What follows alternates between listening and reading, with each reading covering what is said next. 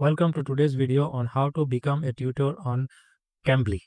If you are interested in teaching English online, Cambly is a fantastic option. Let's get right into it. First, who can apply? Cambly welcomes native English speakers from countries like the USA, Canada, or the UK and Australia. No degree or teaching certificate is needed.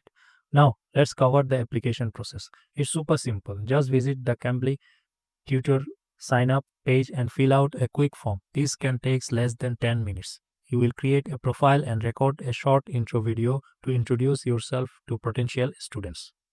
For your technical setup, you will need a computer with a webcam and a headset.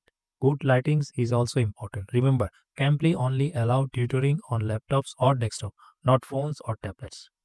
As for pay, tutors earn about $10 per hour paid weekly via PayPal or direct deposit.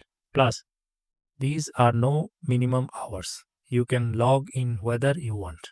Finally, you must be at least 18 years old to apply.